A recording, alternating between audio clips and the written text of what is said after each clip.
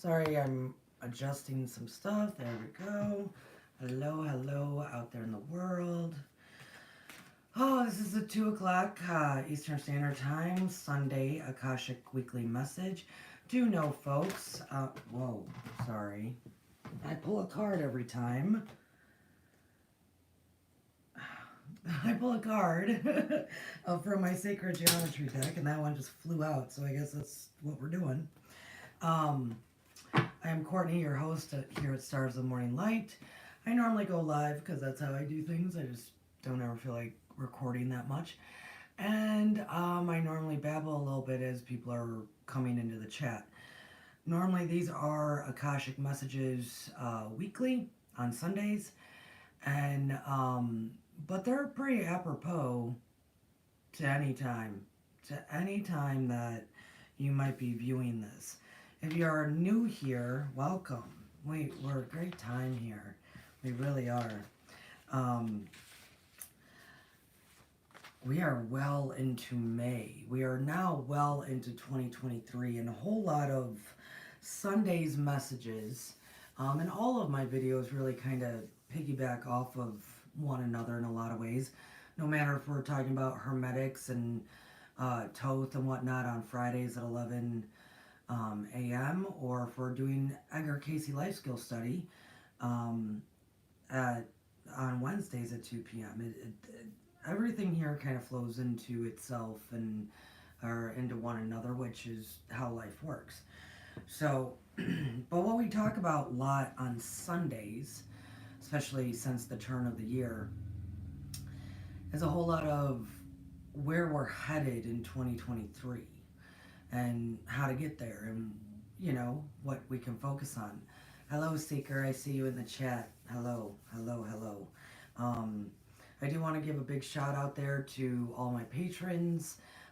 You know, you guys are always on my mind. And tonight's our class as well, so that'll be good. If any of my patrons come in to hear me right now, do know that tonight is the last Q&A of any of the moon manifesting stuff. So send me your questions, guys. For those that don't know, I teach twice on Patreon, once a month. And they have been going through a very extensive moon manifesting class. Very extensive. I mean, many videos, Q&As, 25 pages of material. I mean, they're going through some extensive stuff. That's what my patrons get. So, oh my goodness.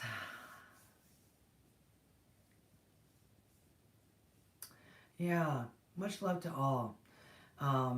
Yeah, Shelly just said forever, for anybody who can't make it here right as we're live, love to all. Of course, that is definitely true. You know, I think it was Friday's show, because Friday's show was quite a hermetic rant in a way, and a whole bunch of me going off on a bunch of things. And I do apologize too. I often get comments of, you know, we can't hear you. I apologize for that. I haven't bought a mic yet, and I'm not really set up for that. And this is my voice. This is as loud as it can get. Some days it can't even get this loud. My voice is very, very low. So I often feel like I'm screaming. So I apologize. Friday we covered so much because of me just going into everything under the sun, really. I know on Friday, I believe it was Friday, we were talking about doubt towards the end of it. And I've been asking, at least for the past couple of weeks, because the Akashic, and I'll get back to doubt, because the Akashic put out kind of a challenge, kind of a request to us, starting last Sunday, the 14th of May, to take a 48-day challenge that every day you take some kind of silence to be with yourself, your soul self, be with yourself, right? And so every day I'm trying to post, like, here's some ideas to think about if, you forget, or if you have no idea, oh, she said be silent with myself. What am I supposed to do with that, right? So that's going pretty well. And that's going to bring us till June 30th. We were talking about doubt on Friday, and I had mentioned doubt is not fear. Doubt is literally just the unknown. But we attach fear to it because when we don't know something, when we don't know the outcome, when we can't foresee, we then automatically become fearful of it. So we actually put a concept, something that is kind of always going to be present with us, because it is really just representation of the unseen, the unknown, taking that leap of faith, right? That's why that's the opposite. Doubt is here, and the opposite is leap of faith, right? Because you don't know. And the reason we talked so heavily about that on Friday was because a part of that challenge from the Akashic to get back to your soul self is to recognize what brings you joy. Recognize what, where your soul is kind of calling you to end up, especially towards the end of 2023. And I have mentioned previously that our souls made a commitment back at the Lion's Gate. I just realized also most people don't know what that means. It's August 8th, 8-8. Back at the Lion's Gate of 8-8, I think of 2020, 2019, something like that, which is everything that's kind of come after this has been to try to show you, right? Because at that Lion's Gate 3 or 4 years ago, our souls all made a commitment. They all made a decision as to what they want to be doing in life, what your soul really should be doing in life. And we're not separate from our soul, right? And that's in all sorts of different degrees and occupations and callings and all sorts of things, right? Well, so last Sunday on the 14th, it was very much a conversation of we have to start living that way. We can't keep living by what some of today is going to be discussing of like other people's expectations. We just can't do it, folks. And I get the whole living for other people's expectations. I mean, I still fall into that myself at many times because my soul knows it's not here for me, right? I'm here for service to others, right? As we all really are. We just might not know where our little pocket, our little bubble goes in that equation. So I can even fall into doing too much for others or falling into the expectations of others and blah, blah, blah, because my known self, as we study in Edgar Casey, ends up going, yes, yes, yes, yes, yes, yes, right? And many of my listeners, this all happens to them as well. So the message for today from the Akashic, bouncing off of last Sunday, probably continuously going to be something next Sunday, right? Is all about showing up for yourself, showing up for oneself. And I got this message this morning, and there's more to it. I have to bring out all my, I had to go back into some of my teaching material because I have stuff to show people. There's more to it. But I started thinking about that. And knowing my audience also. Because I've been asking people and kind of saying it's a must so we can actually start living in our reason for being here, our purpose, is to kind of level up, step out of our comfort zone. I keep saying if you've been going through a spiritual awakening for 3+ years, right? You're in year 5, you're in year 6. If you're in that, right? And you're still going to the same coffee shop, talking to the same people, or you're going to the same meditation group and you're real comfortable and you haven't stepped up to bat at all, or, you're just real comfortable. Well, it's time to step out of the comfort zone. And the reason doubt came up is because I realized by asking people to do said things, yeah. I was reading a line in the chat, so thank you. Um, Asking people to do such things, I dawned on me that also the human condition in mind, especially now, when we say step out of your comfort zone, our minds automatically shifted into, because it's a leap into the unknown, so therefore doubt, we don't know, it's unknown, it's unseen. Our minds automatically make the next zone, because if we're comfortable, makes the next zone difficult, a struggle, fearful, all of it. That's what our minds are doing. It's wild how, you guys don't know. Just because it's unknown, that means doubt is there. And we fill the pocket of doubt with a bunch of fear. But it could be, hypothetically, hey, Miss Chloe. Oh, nice. Um, it could be that when we step out of our comfort zone, we actually step into the most marvelous zone. We don't know. We have no idea what it would be like to go out there. Years ago, I can't remember the book that it came from or the concept, but it was attached to a book.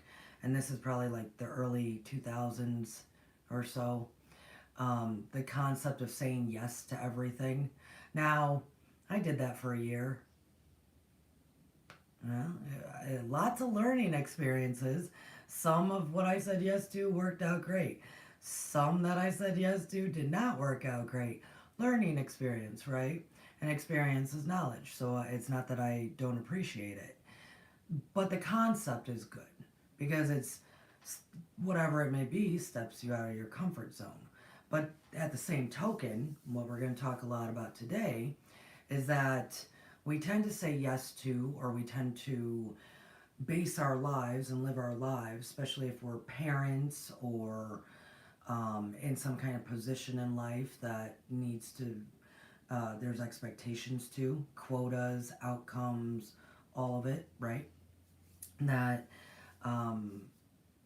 that's what we're working for, right? Before I continue on, I want to pull up the card. Number 33. Now, this card did just jump out. So, number 33, miracle.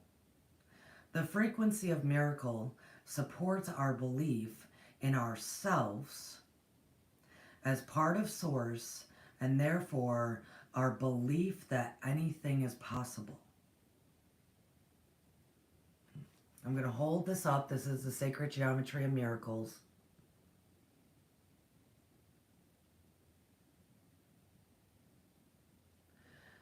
Yep, to believe in oneself, that you are a part of Source, and that anything is possible.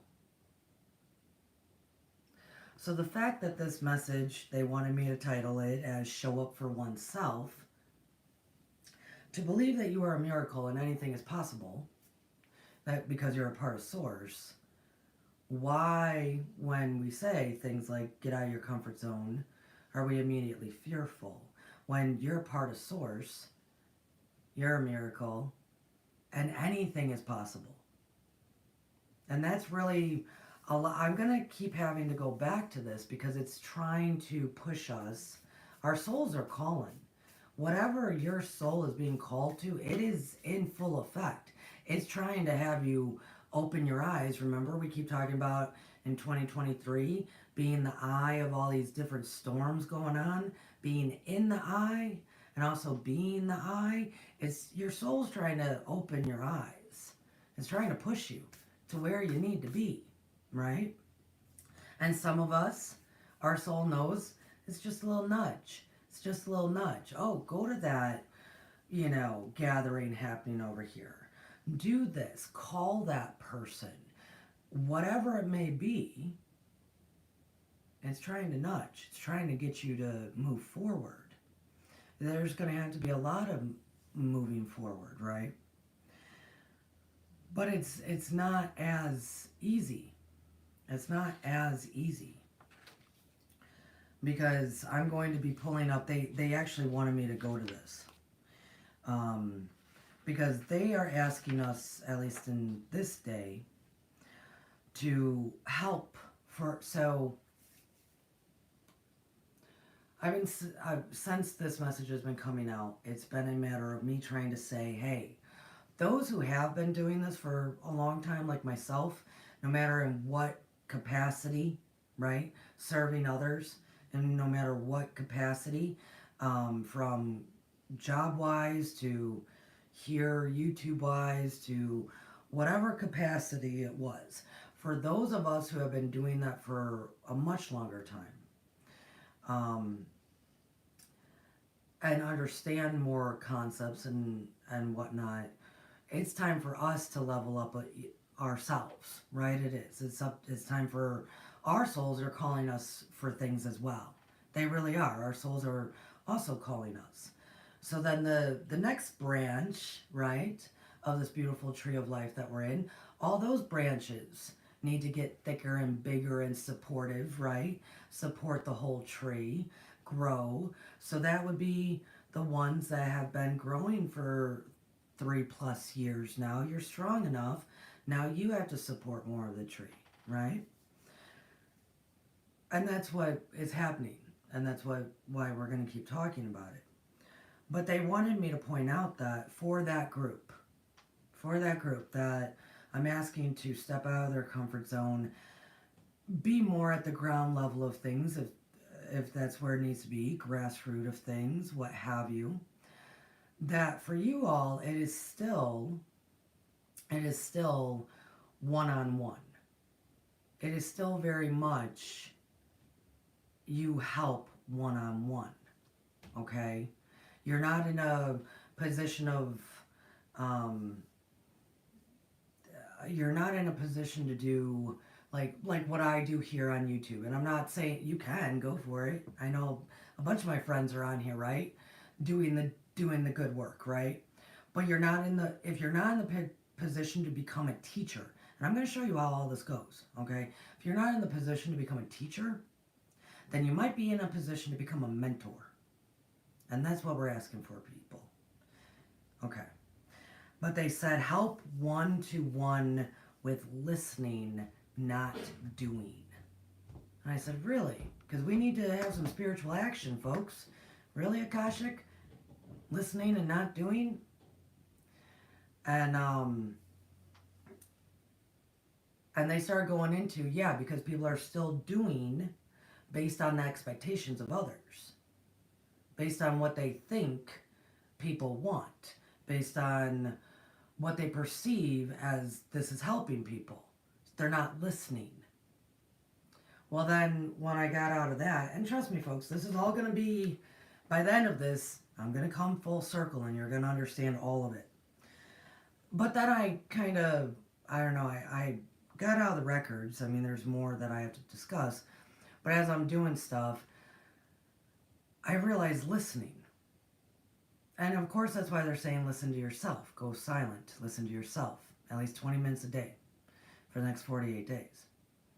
But we still have to show up for oneself. And we still have to help people on a one-on-one basis. But help them by listening, not doing. And I was very, okay. So last weekend you wanted me to tell them all to get into spiritual action. And now you want me to tell them to just listen. Like, thanks. Thanks. But it dawned on me, it's because I don't normally group people into categories. I just don't. I don't label folks. But it's because, but I'm going to kind of now, okay?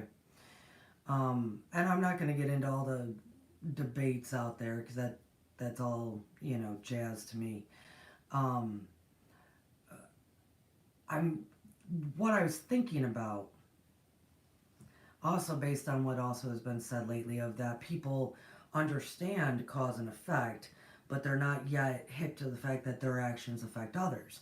My actions affect you guys. Your actions affect me, right? We're all connected. And I was thinking about this, the one-on-one for people stepping into hopefully a healer or mentor role, right? You can help people one-on-one. You're good to go. Give yourself the permission, you know. Listening instead of doing.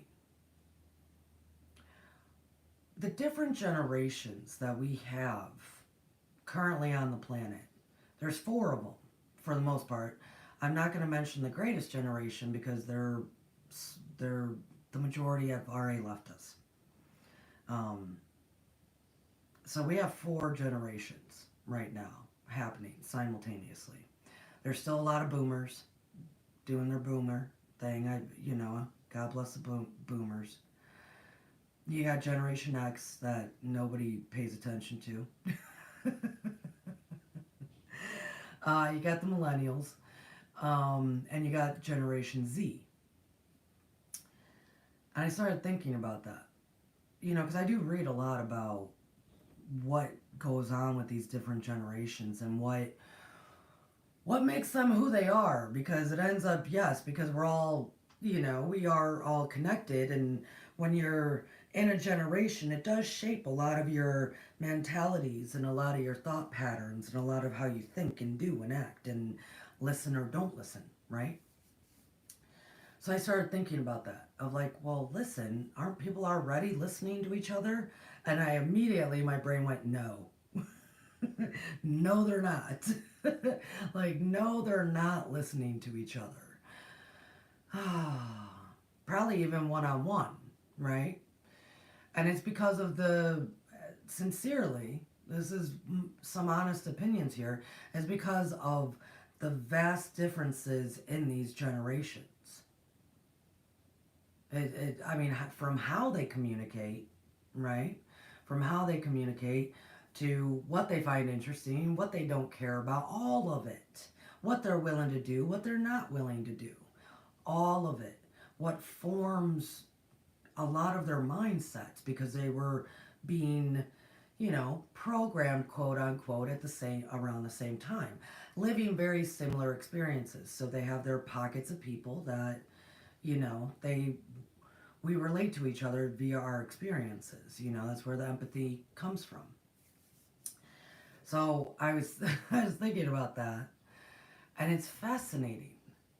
It is. It's fascinating. I am a Gen Xer. I'm closer to the millennials than I am, the older, closer to the boomers, of course. But I am a Gen Xer. I'm at the end cap of that. And it's interesting, even with me, how communication is different between me and a boomer, me and a millennial, and definitely me and a Z, right? We all start talking differently. We all start talking and communicating differently. And I'm not even going to go into like the Tower of Babel and all that kind of stuff. And I'm not going to go into other languages either. I'm literally just talking about generational aspects of how what we might emphasize is different. What we feel is important is different. What we're, like I said, willing to do or not do is different. And so we get baffled sometimes. There's a lot of us, and the poor millennials, they've gotten such a bad rap when that was created, guys, we created that. We give them such a bad rap, but that's who they are. You know what I mean? They don't see any problem amongst each other. You see what I'm saying? They don't see any problems amongst each other because they understand how they communicate. They understand things that we just don't get it. That doesn't mean that it's necessarily wrong.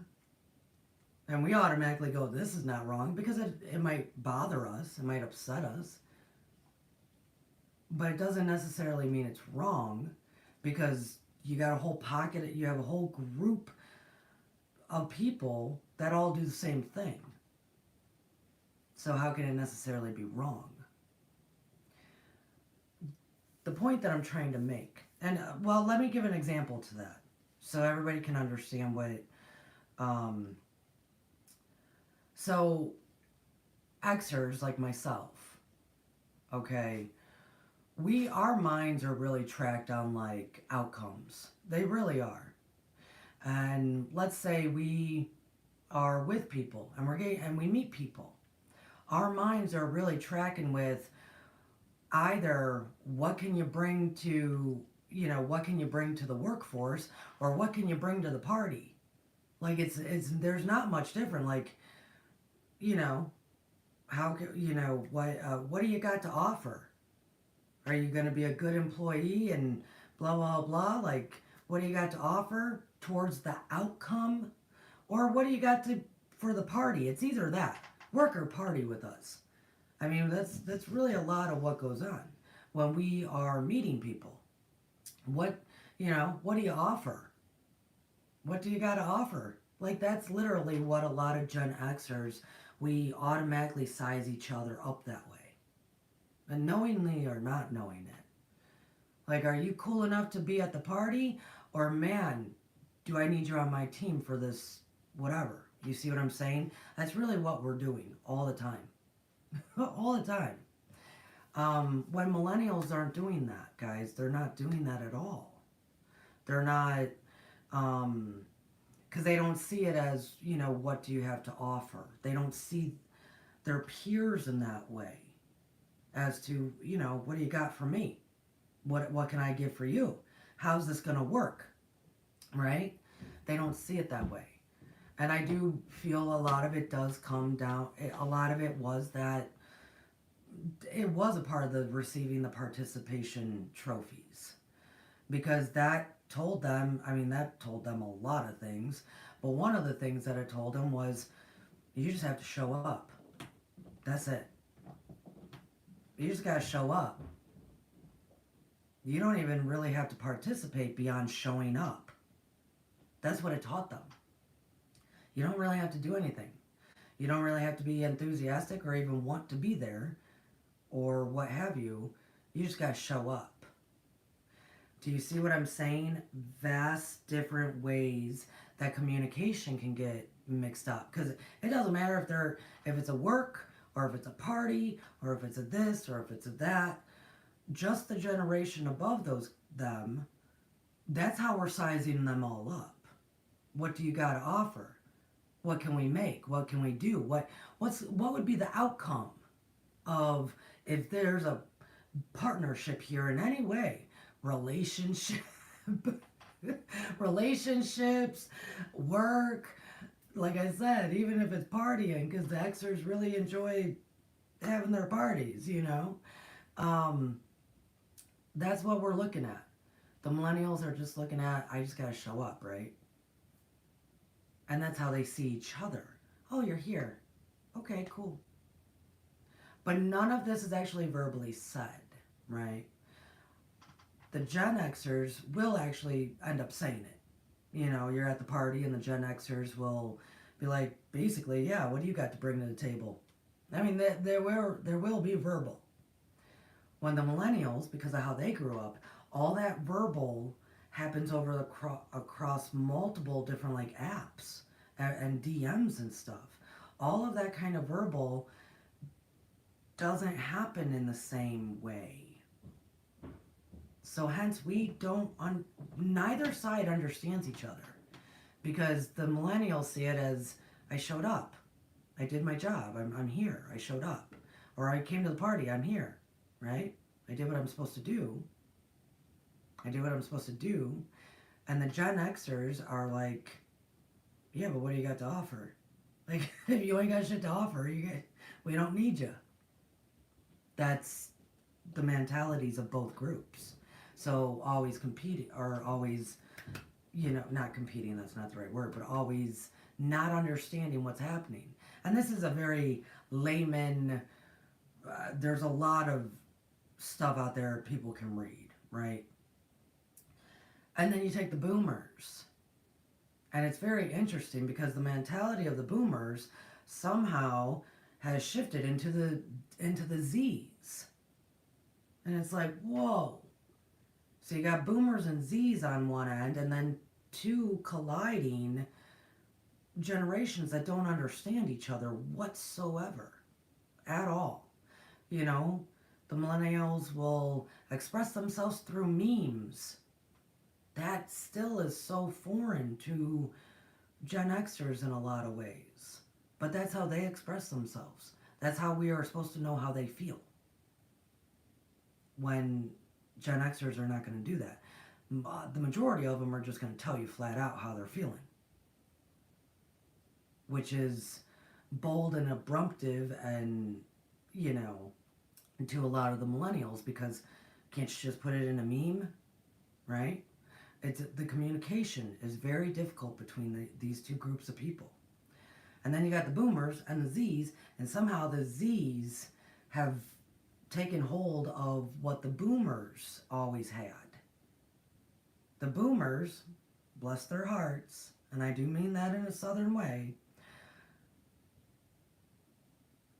they took it upon themselves when they were young, because everybody does that when you're, you know, an older teen, young adult, trying to find your identity. You're real passionate, fight the cause type thing. Every generation, every person really goes through that, right? Of, you know, my generation, it was damn the man, right? So every generation kind of does that at that mark, that age, I should say. But the boomers took it as they were the forerunners of political change, domestic change, all sorts of change, right? And they did. I mean, a lot of stuff came out of the 60s, 70s, you know, based on what their actions were. That, because of that, though, the atmosphere of all that and how they all were lumped together in that, many of them have never released those thought patterns. Many of them still hold on to that it's their job to save the world. And that's what I meant has now shifted to the Z's. The Z's, for some reason, these young kids of today, young adults, kids of today, they feel like it's their job now to change the world and fix it just as passionately as the boomers had when they were young, just as passionately. And what's interesting is if you really start looking at the facts and the datas and the this and that, the boomers, you know, of course, that was also psychedelic drugs, marijuana, all sorts of stuff that kind of infiltrated that environment. They were looking at things also in a bit of a different way, more spiritual in lots of sense. The Z's, these poor kids, they're just riddled with anxiety because they feel like the whole world is on them and it's their job to save the world. And so they just take a lot of Adderall.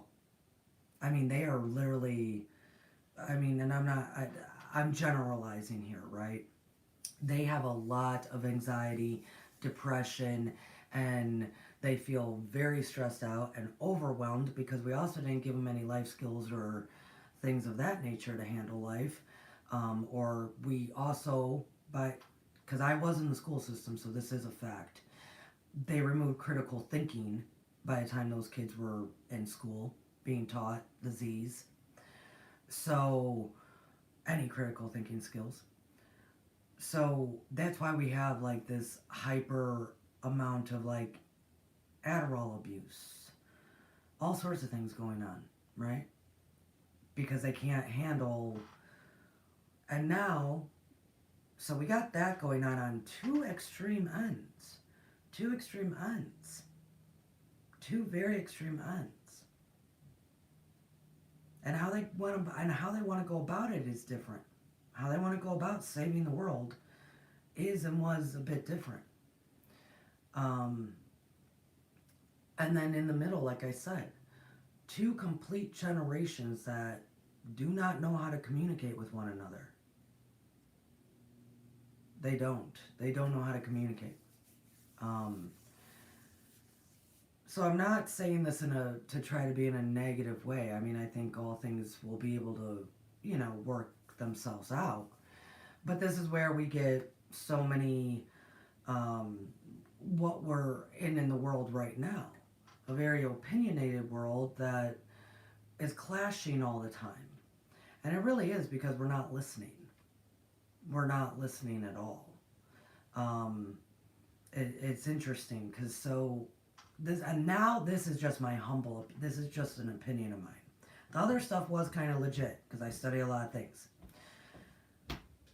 Boomers, God love them, but they don't listen. They don't listen because for some reason they thought they were right for a very long time. That they were the ones that knew how to change the world and fix it. They don't really listen. And they're much older now. And as we get older, we get fixed. It's actually psychologically proven. You could go back a long time ago and they started okay. I apologize. There's a lot of movement in my house. Hold on one moment. Go on out. Out. Out. I apologize. My camera just kept moving because there's a lot of movement happening. So the boomers, they're not really good at listening either because they're much older now, meaning they're fixed in their ideals, they're fixed in how they like things, they're fixed, okay? That's going to happen to everybody. That is the progression of getting older. It's what happens, right? But a lot of them still hold on to that it was their job to save the world, and now they're worried because the world's not saved the way they wanted it to be, right? Then you have the Gen Xers that, in all truth, and remember this is just an opinion, we don't give a shit. In the most loving way, we don't. I was in the end cap of when grunge came into time period. And it is proven now that grunge, the anger of the 90s. Wow, we were angry. We were so angry. But we have reasons why. And it was because of the hypocritical nature that we saw of the boomers. On the weekends, it's love, peace, harmony, love everybody. But man, Monday through Friday ain't nobody at home.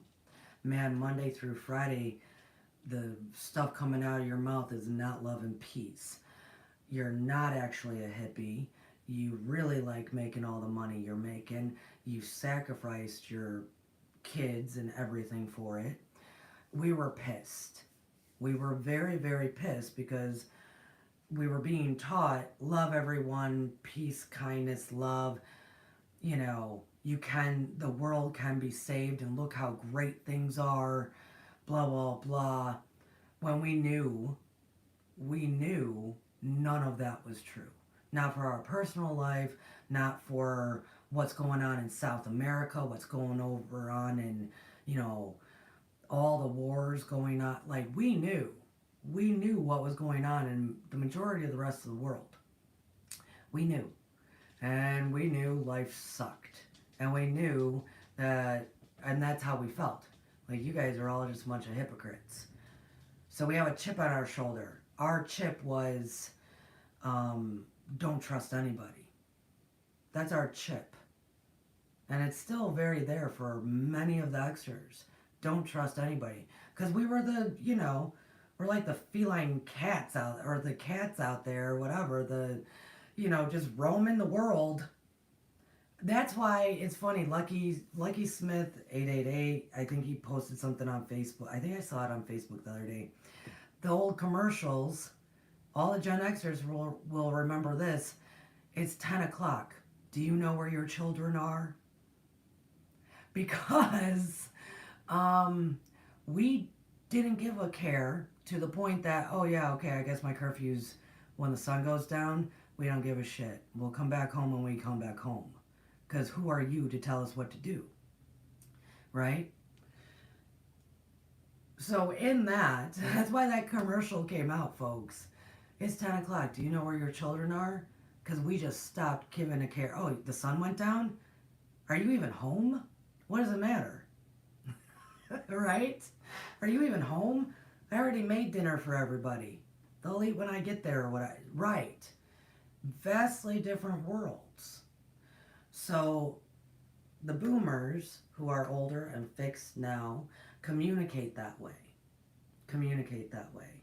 The Xers, we don't give a... Sorry for my... Pardon my French, but we don't give a shit. We don't care what you want to call yourself. We don't care what you got going on. We don't... If you're not bothering me and mine, we don't care. You think we care, and the more you want us to care, the more we're just going to get pissed off.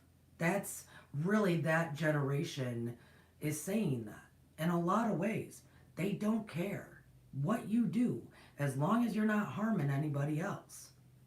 They don't care. And we don't trust anything that anyone says. We had never... The boomers talked about that and how quickly they forgot. You know, when they were all being hippies and whatnot, and they were trying to say, don't trust this, don't trust that, hate the government, they send us to war, blah, blah, blah. How quickly they forgot. We never forgot. That's also the difference. We are that generation that we're going to do what we want to do. You're not really going to tell us different. But also within that, we're not the best listeners then. We're not. Because really, you could come to us with a bunch of stuff, and because we don't really give a shit, we're not really listening. I'm sorry, folks, this is how it goes. This is... Look around your friends. Think about your own life. Yeah, we'll listen, but if we're still focused on, is there something that needs to get done? Let's just get it done. We're still focused so much on the outcome that we're not bothering to listen. Because it's just get to the outcome. If the house needs to be cleaned, dinner needs to be made, this has to be done. Is there a party later? Like, we're still so based on what's coming next. What are we doing after we get all this stuff done, right? Because we were the kids that the house had to be cleaned every day. The house had to be straightened up every day. We made the dinners every day.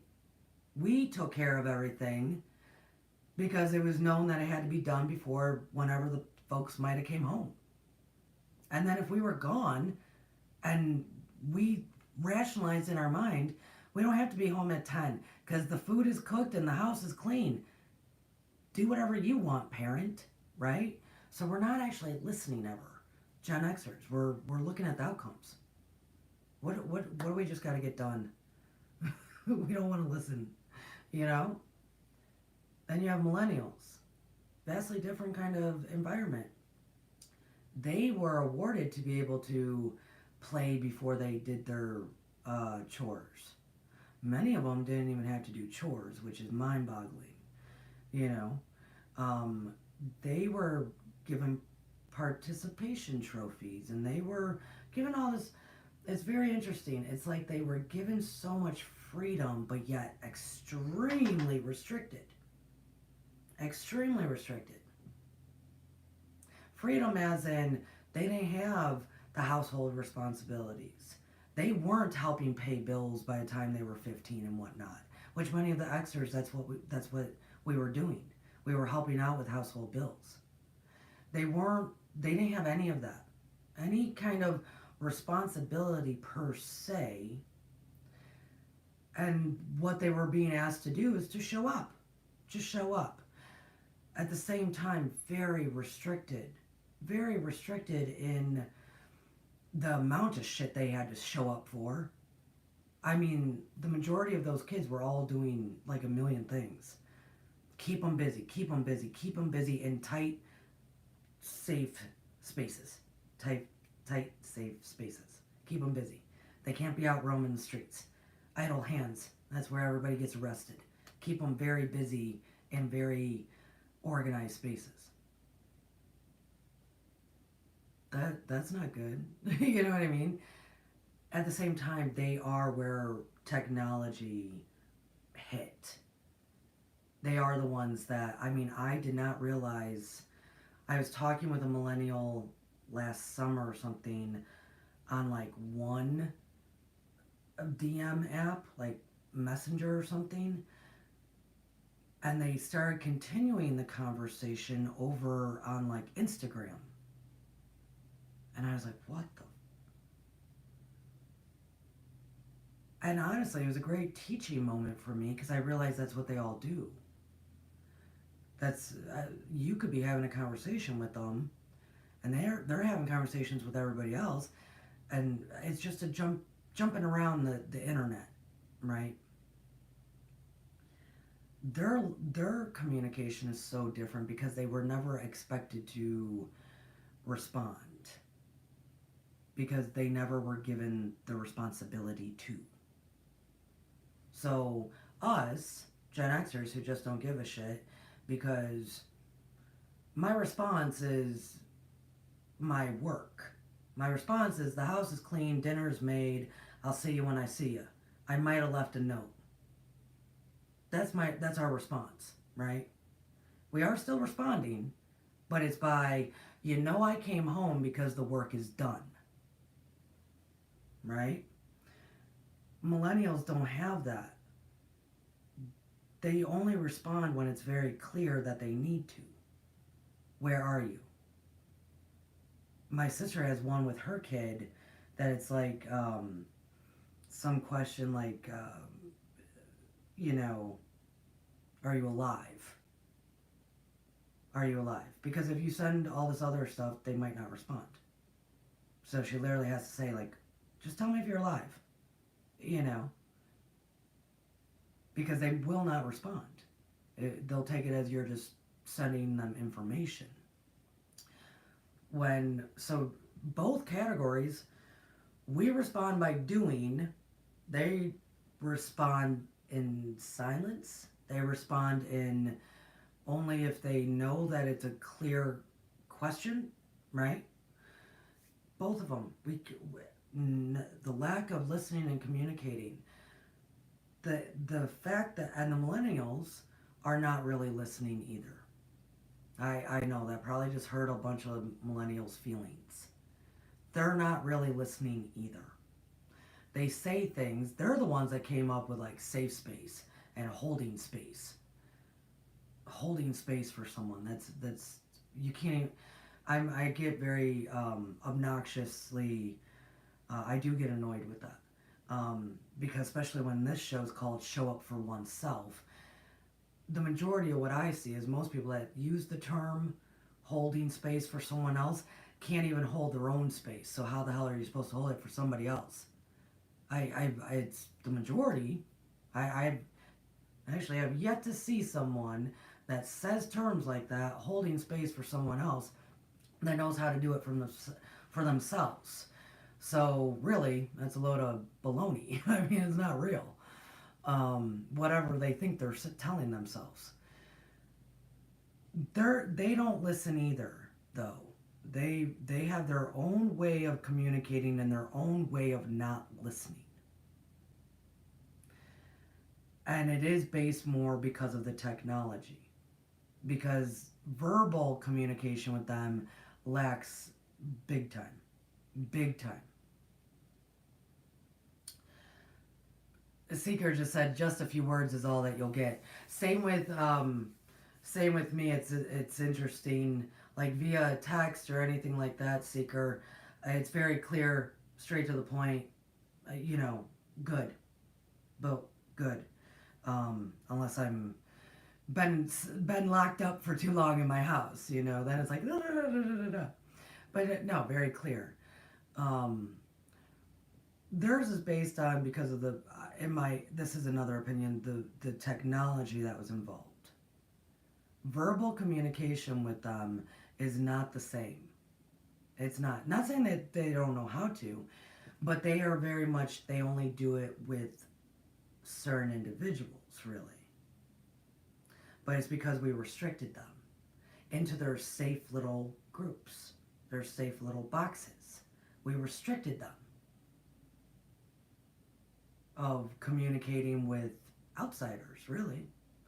When I, growing up, I started walking over to the library at like 8, 9 years old, and there was a homeless guy I kept talking to, who was a cool cat, that I started making coffee for him and I as I'm walking down the street, and it's like, oh, I'm going to go sit and have coffee with the homeless guy on my way to the library.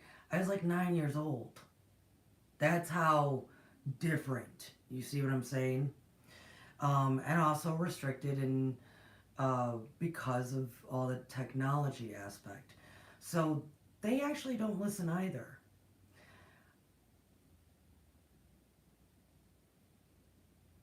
Not because, like, how the Gen Xers are like, yeah, get to the point. Is there a point here? Is there an outcome? Do you need my help in something?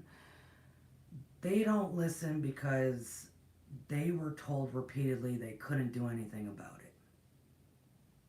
They were told repeatedly, just stay inside the lines. Stay inside the lines, right? Hey, Miss Lori.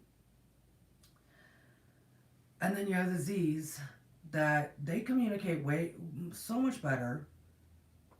They communicate so much more, verbally, written, all of it, right? They understand, they appreciate now more the value of it. But because of the amount of feeling like they are here to change the world, same as the grand hippies of the boomers, but yet they are still restricted into their spaces. They are still taught to be scared of everything. They are still taught, all sorts of things that make that pressure of changing the world extremely difficult. So yeah, they have their own set of issues, and if any generation does listen, they're the only ones as of right now. They'll listen, and they'll listen to everybody. They really will. They're trying to, I think, find the balance. They will listen to everybody, but it's also because of the age that they're at, right? They're not getting to the more fixed ages. So that's a little bit of my thing about listening. And that's, I was thinking about that when they gave me this, to help one-on-one by listening, not doing, at least for right now. By listening, not by doing. Show up for yourself. And we have to start learning to help one-on-one by listening, not doing. Here's the reason why. I'm going to hold this up, and some of my folks have seen this before. This is the victim triangle. Yay! Victim triangle. Yay, the world lives in this. The world lives in this. Everybody's living in this, I swear to goodness. Everybody's living in this. This is known. Some call it the victim circle. Some call it the victim triangle. Everybody that's here, we know that I love my triangles and pyramids. Victim triangle. So, the reason why we need to start showing up more so, this is still action, by the way. Listening is an action. So the spiritual action that's needed right now is by listening to each other. Because, like I just put it out there, in a bunch of just, ways, generations are not listening to each other. All of the generations are having a very hard time listening to each other. A very hard time, right? And we see it in our politics, or this, or we see it everywhere. We really do. And we see it's because of where our mindsets are at. You know what I mean? So, victim triangle. This is what actually most people are in. a huge percent, 90 something percent. This is how they carry out their lives. Victim into rescuer into abuser. It could be victim, abuser into rescuer. It can go whichever way it needs to go. And we just circle around this lovely triangle. We just circle around it. Those who are abusers, they were most likely victims. Those who are current victims, there's days that they are heavy abusers. There's days that those victims are definitely trying to rescue. They're trying to rescue their abuser. Back and forth, all around, all around. This is why they were talking about to truly help one-on-one, listen, no action. Just listen, don't do. Because probably we're all still living in this. Ooh. We're all still living in this. Right? Victim, abuser, rescuer, and anyone with, some intelligence and education behind them about this stuff knows that if you're a victim, you can still be an abuser. You can still be a rescuer. If you're a rescuer, can still be a victim. You can still be an abuser. It's a circle. It keeps going. It goes. The reason why not all the arrows are, because it can go this way, it can go this way. You can bounce up here. You can come back down. You can go on over. You can come back up. It just does this though. Those are the three parts. Victim, abuser, rescuer. Victim, abuser, rescuer. Abuser, victim, rescuer. Rescuer, victim, abuser. It doesn't matter. We're all doing this. We're all doing this. And a lot of people who think they're spiritual, and a lot of people, martyrism, right, are trying to just stay at this rescuer spot because, you know why? It's the top of the pyramid. They think they've moved their way up. They think they've gotten over their stuff, and they've moved on up to rescuer. And now they just help. Service to others, service to others, service to others. Which is what we're supposed to be here doing, right? Not in this pattern, though. Not in this triangle. Not at all in this triangle. I'm going to grab another triangle. Look at me and all my triangles. So, we're supposed to be healing all that stuff currently right now, by the way. Flushing out the rest of our karma, that kind of thing. Another triangle. This is my favorite triangle ever. This is the pyramid of us. I get a little frustrated, a little flustered, a little tongue-tied. This is the pyramid of self-ascension, right? Gosh, I hope all these words come out. With the foundation of meditation, you can build your structure of spiritual ascension, right? Fill it yourself with gratitude. Those are your two pillars, your ultimate guides, your ultimate tools, meditation and gratitude. Physical, emotional, spiritual. I've done this before, so I'm going to hold my fingers up.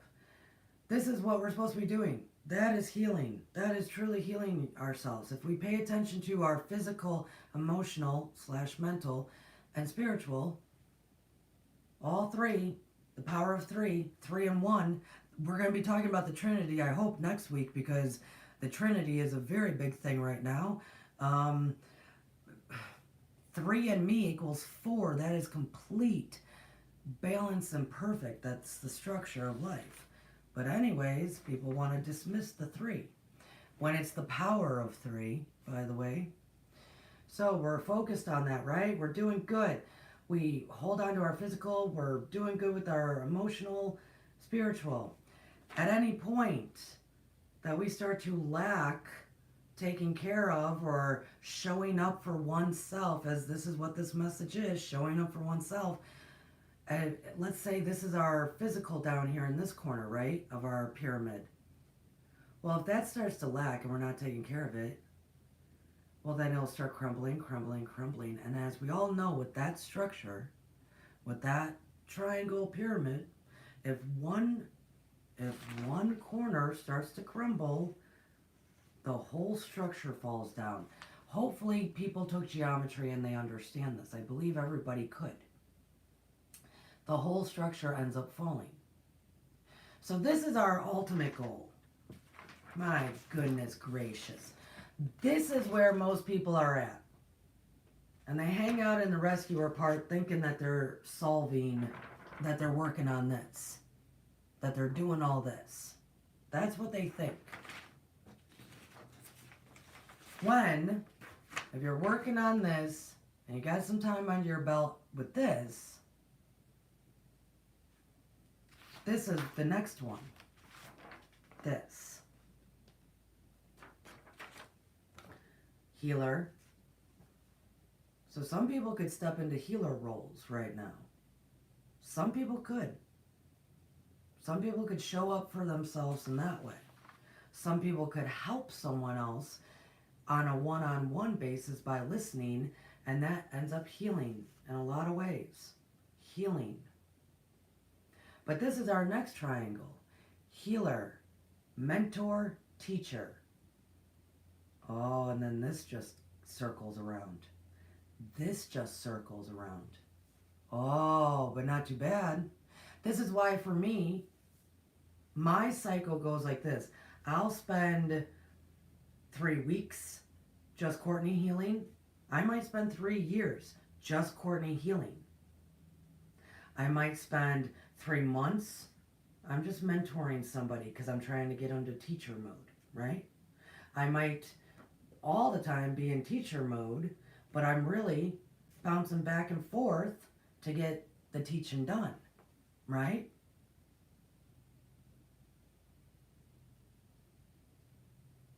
Now, this is everybody.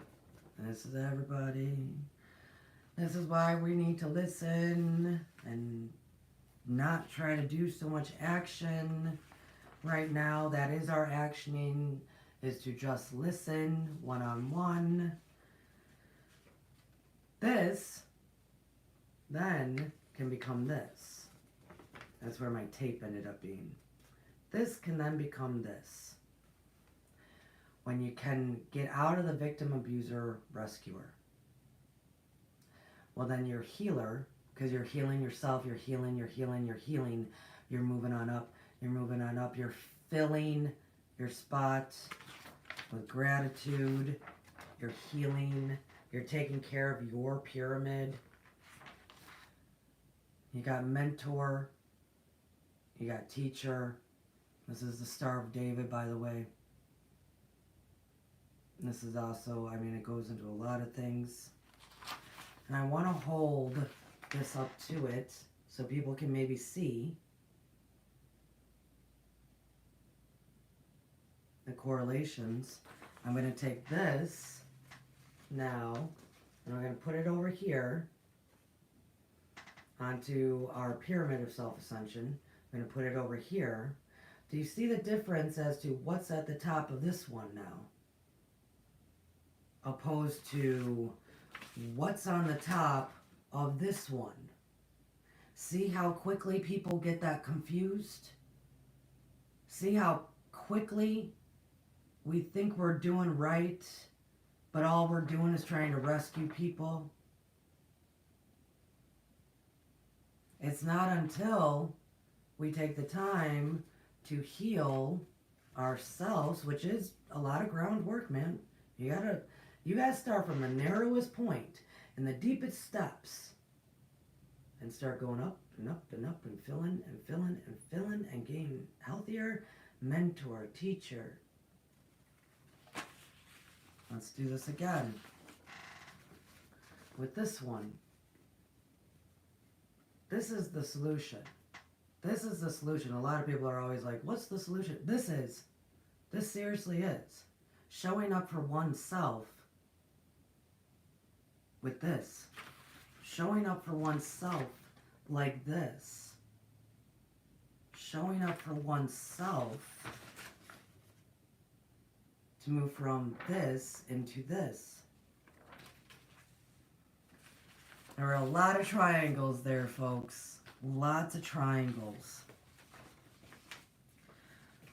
So when they said that, they said, yeah, tell everybody, you know, pause for a minute, because everybody seems to be trying to help each other.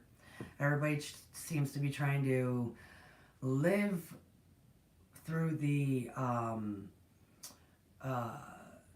expectations of others still. Either we're trying to rescue or trying to live the expectations that others have, or what our perceived expectations are, or we just keep going and going, because last week was called, you know, fast pace or healing space. What are you going to offer yourself? So this is to show up for oneself. And to show up for oneself is to truly start the healing process. And because we're still having to get some closure, I'm not a big fan of the word closure, resolution, resolve, all of that with our remaining residual karma, how we need to do that, at least as right now, is to listen to one another. Because I am also learning, it's not just like our karma individually, and then our soul contracts. It's not just that. We got a lot of just all energy karma is trying to get to a resolve. It could implode itself. It could destroy a lot of things, but a lot of residual karma from throughout the ages is trying to get to the resolve. I had kind of known that, but what really, because I believe in the native prophecies, the rise of the native. I do believe in those, and I do believe I need to I gotta do a series on that, because I also learned that nobody knows what I'm talking about there. So I wrote that down, folks. But I also do believe that it's generational karma residue. We're trying to resolve personal timelines, soul contracts. We're trying to resolve. Also, collectively, we are trying to resolve a lot of things. And here's an example. I know where I live now. Like, I live in northern Georgia, just under Chattanooga, Tennessee. I've been here for 8 years now. My soul was called here for many reasons. It really was. My soul was called here. Before the influx of everybody coming, because there are a lot of others now have come, especially in the 2020 time period, right? Another reason, right? Everything that's transpired is because our souls are trying to call us to where we're supposed to be in life. Location, position, all of it, right? So a lot of people from all over were called to this area. There's a grand influx to the state of Tennessee. I think Tennessee definitely saw a grand, I mean, everybody apparently was either moving to Texas or Tennessee for like 2 years there, right? Well, I have to tell you, what was interesting is when our beloved Geza was here, my friend Geza, he's a part of our Patreon group, we did a lot of sightseeing. And it's not that I hadn't gone to these sites. Maybe I didn't go into the museums before, but a lot of them from the Civil War, right? But we went around and I'm now reading all this stuff, but because I think I did that when I first got here, and it's like whoa. But now that I've lived here for 8 years, and I knew the locations that they were talking about as I read, my mind went, holy shit. Here was was where the bloodiest battles of that war was fought. It was the turning point. Blood was shed everywhere, folks. When I started actually putting, and then on this ridge and this and this, and I started putting the scope of land, that all the battles, that the just these battles were like the battle, the scope of land was, right? Tons. And the bloodiest. It's known as the bloodiest in some of these areas. Out of that entire war was right here. On top of the fact that not too soon before that, this is also where the true Trail of Tears started. Everybody was all the natives were being brought down from the north, brought up from the south, like Florida and all of it, and they were all brought here because if you look at the United States map, Chattanooga, Tennessee, if you go a straight line over to the west, is Oklahoma. This is where it really went down, and this is where the last battle for them to, the 4-day battle to try to save themselves, where they all came together and said, we've been warring for a long time, but we got a bigger beast to fight here. Let's come together.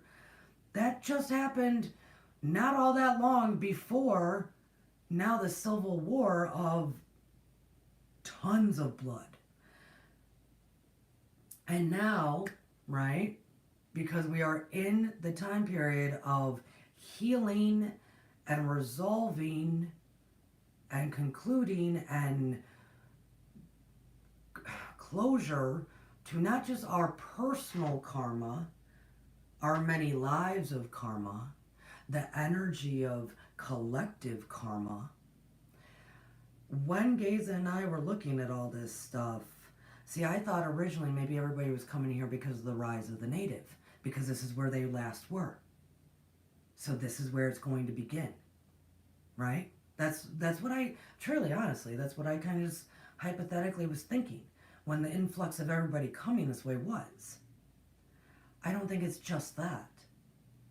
I think it's also the resolve of all that went on in that war, and it needs to start where the most blood was probably shed, which was here. This is where the North and the South, and all those with different opinions, we are going to see them come together and be like, it's cool, we're good, I will call you my friend. It's cool, we're good, I will call you my friend. That's why so many souls is not just the native rising. That's why so many souls have moved here now. There is a lot of resolve that these beings need to go through. So I live in a very dynamic place. So we are doing that individually. I'm, in a couple of weeks, I'm going to be going back to Illinois to help my girlfriend out with some stuff. And I already know, guys, all the stuff that I, kind of went on in Illinois, and maybe I still need to heal some stuff here, or have a conversation here, or, listen to things, listen to others, right? To get that resolve so I can move forward in any of the karma that might have been created there or continuously played out there. And because I've been here for so many years, I never got to resolve it. I'm resolving it. I'm going to resolve it. It's done. Because our karma is canceled. We actually, once we resolve, once we come to a peaceful in ourselves and spiritually, and everything is copacetic again, moving forward, we will not be creating more karma, if you so choose, because it's canceled. That concept does not have to exist in the new earth. It literally actually doesn't. So it's canceled for us now to resolve it now, so we can get the residue off of us. Get the residue off of my soul. Come on, I don't want none of that. I don't want these contracts out there, right? We can break them. And I will tell everybody that they might not know this. If you go to mentally, emotionally, physically, verbally, in a meditation, cut break a soul contract, right? Two things. A, if it's a simple one, like you and a boss, like there's not that much, a simple one. You and somebody that just didn't rub you right. You clap. You break it, you clap. Clapping makes it clear. The sound, this is not for just a job well done. Clapping changes the energy. Clapping changes the energy. So when you go to break a cord or cut that contract, bam, right? Break a contract, cut a cord. My goodness, I can't talk. You clap. If it's a bigger one, sibling, spouse, ex-relationship, bigger one, I want to let everyone know that you don't just cut those cords. You don't just cut them, because they will grow back or they will fester. You actually have to cut them and remove them. You can do it metaphorically. You can do it in a meditation. You can also do it in your waking life. When you cut a cord, you then cut a cord. You stop you stop being a victim, abuser, rescuer with it. You cut. It's done. It's out. You got to remove all of it. Remove all of it. Because if not, it's going to go right back. I want to tell you guys that is also part, you remember in the Bible, because a lot of you did read it at some point, when Christ would talk about if you clean your house, you clean all the demons and you clean your house out, you're cleaning your house out, you got your house all nice and good, 7 more will come back. That's because we think we're doing good rescuing. We think we're cleaning everything out. We think we cut that cord. So that's for all the spirituals out there. We think we cut that cord. 7 times will come back. 7 times will come back until we actually work on our healing. So show up for oneself. Show up for oneself. That is part of the metaphor that he was trying to give in that parable. So, while you're realizing this, while there's show up for oneself, for at least this week, show up for yourself, right? We're still in our 48-day challenge of taking 20 minutes a day to be silent with ourselves. For those who can, who have been working on healing for, I said, 3 or more years, you can kind of step up. You can. The way they want you to right now is to listen to another. Just one-on-one. Listen to each other. Really listen. And I came at all the generations. The boomers aren't listening because they're fixed. Generation X, we just don't give a shit. Millennials, they actually don't listen because it's all text messaging and DM. And the Z's, well, they're too young. Like they're listening, and they're listening probably too much, but they need to listen as well. Maybe just some older folks. So, help one-on-one if you can, just by listening, not doing. You're not there to rescue anyone. Not at all. There is no rescuing to be had right now. There's no rescuing to be had. Even if that's attached to soul contracts, karma residue, that kind of thing. Just for this week. Don't rescue anybody. Don't be in that victor-abuser triangle. Rescuer-abuser triangle. Just don't do it. Just don't do it. Just listen. And spend those 20 minutes listening to yourself, your soul. Show up for yourself. And so how do you show up for yourself? They wanted me to pose a question to everyone. If I were to ask you, what brings you joy?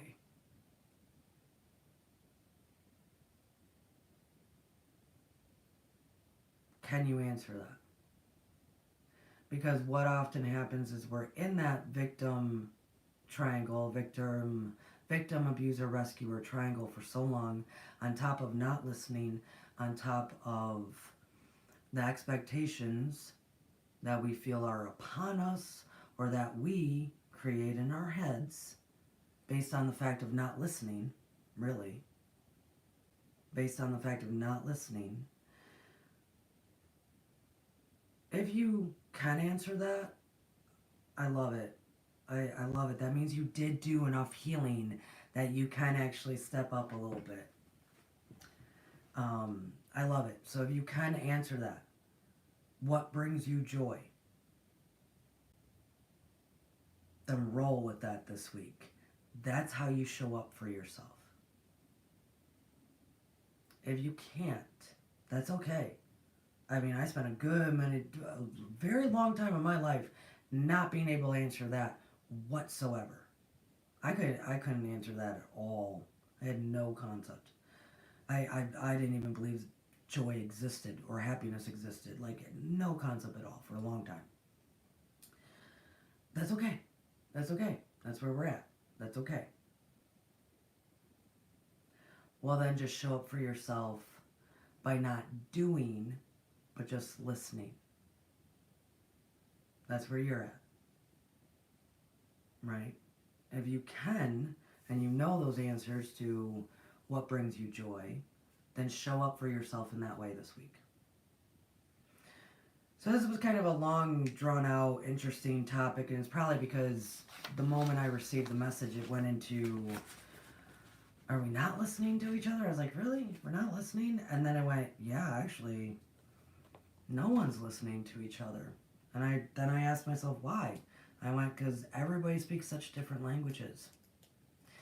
And it's not even the language aspect.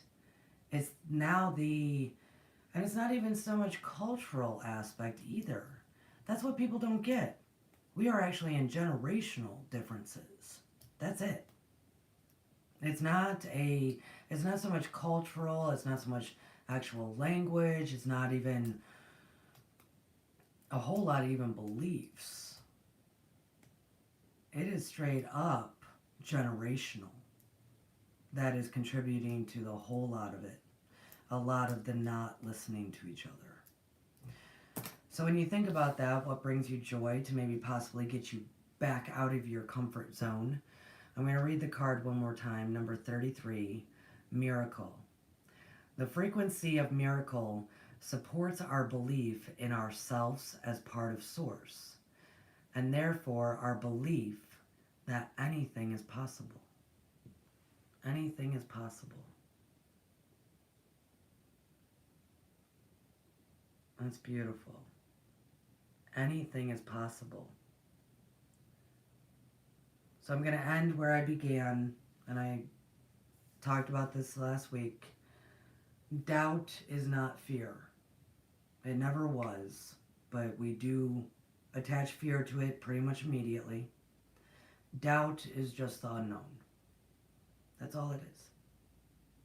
That's all it is. So if you're doubting how to move forward, if you're doubting how or what's going to happen if you step out of your comfort zone, then this week, because we're showing up just for ourselves this week, and we're showing up by listening to one another, and we're showing up by doing what brings us joy. By doing that, I'm hoping, this is my hope, is by doing that then, we have a much easier time stepping out of our comfort zone, because we will see that we are actually a miracle attached to Source and all things are possible. That just because stepping out of our comfort zone into the unknown, doubt, unknown, might need a leap of faith, we can go back to what we experienced this week, right? What we experienced this week. That anything is possible. That leap of faith, that stepping out of our comfort zone does not mean peril and struggle and disaster, it could very well likely mean miracles. So, I love you guys so much. Miracle, miracle, miracle. I call that unto thee. So, I love you guys. My lovely patrons, I will see you this evening. If you have any last Q&A questions about the moon, send them to me and I will be going over things. And if you cannot show up, that's fine. You can always catch me on the flip side, of course. So, I love you all so very much. If you're new here, or if somehow you found this, and you like what you hear, please share it out. This is a good community here. So, namaste, guys. Catch you later.